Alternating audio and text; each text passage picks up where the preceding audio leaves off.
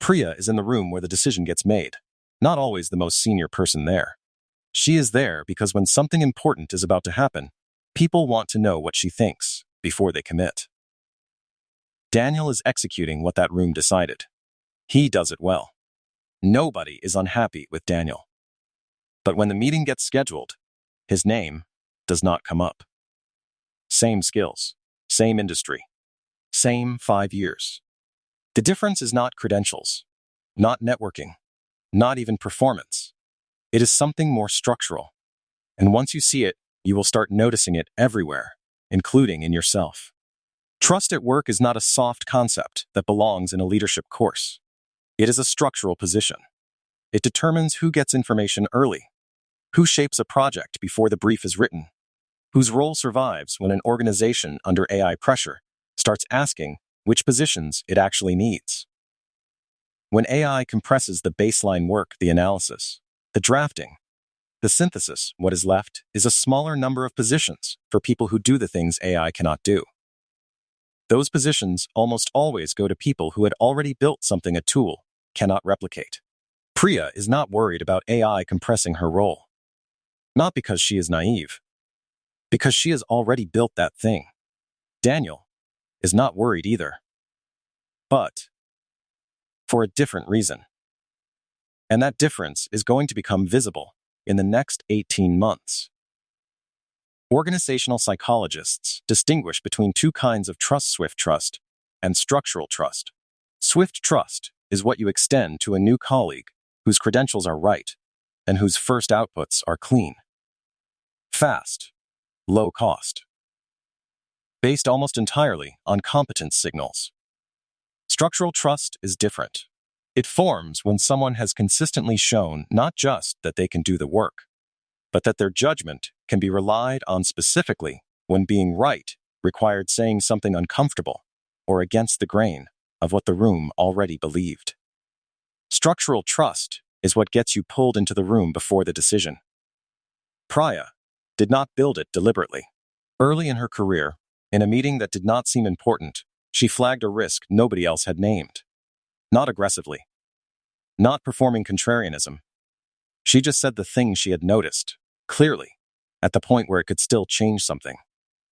The person across the table noticed and remembered. That is how structural trust starts. Not with a credential, with a moment. Here is the mechanism. 4 steps. Step 1.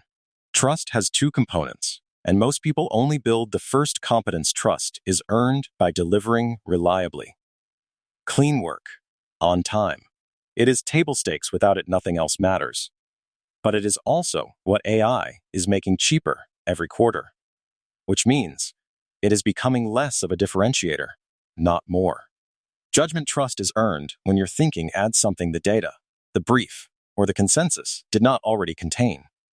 When you catch something before it becomes a problem. When you say what you actually think, rather than what the room wants to hear. The critical difference.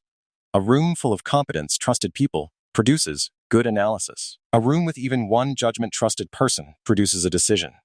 Daniel's manager knows he will deliver. But in a moment of genuine uncertainty, she does not instinctively think, I need to know what Daniel thinks before we commit. Priya's manager does. And that thought is worth more than any credential either of them holds. Step 2. Judgment trust is built through 3 specific behaviors. The first is saying hard things early. Not after the consensus has formed and disagreement is costly. Early when flagging the problem is a gift, not an obstruction. Most people know the thing. They wait too long to say it. The second is handling being wrong in public with composure. People watch how you react when your read is incorrect. Defend the wrong position and you lose judgment trust fast. Update clearly and without defensiveness, and you build it. The willingness to be visibly wrong is one of the strongest signals of genuine confidence. The third is showing reasoning, not just conclusions. The conclusion is the least interesting part of any analysis. What earns judgment trust is the visible thinking, the assumptions you named, the uncertainty you flagged, the alternative you considered and rejected.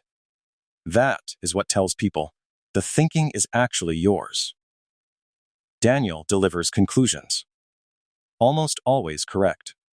But nobody knows how he got there, so nobody knows whether to trust the process that produced them. Priya makes her thinking legible, and because it is legible, it is trustworthy, and because it is trustworthy, people want more of it. Step 3. The compounding effect. This is where the gap becomes structural. Trust compounds in one direction. The people who are trusted get consulted. Getting consulted means better information earlier, more candid, more complete. Better information improves judgment. Better judgment earns more trust. The loop accelerates. Daniel works with information that was filtered before it reached him already incomplete, already framed by someone else. His analysis is good, but it is analysis of a reduced picture. Even when he is right about less than Priya is working with. Nobody is deliberately withholding from Daniel. He is simply not in the conversations where the full picture exists, because nobody thinks to pull him in, because the trust that would make his presence feel valuable has not been built. The loop has not started for him, and it will not start by itself. Step 4. The erosion pattern over-reliance on AI output quietly signals to the people around you that your judgment is not your own. Not because using AI is wrong, but there is a specific pattern that erodes judgment trust fast.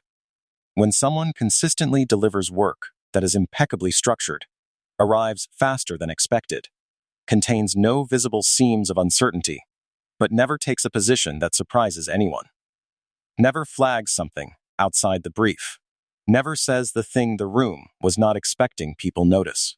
They do not always name what they are noticing, but they notice.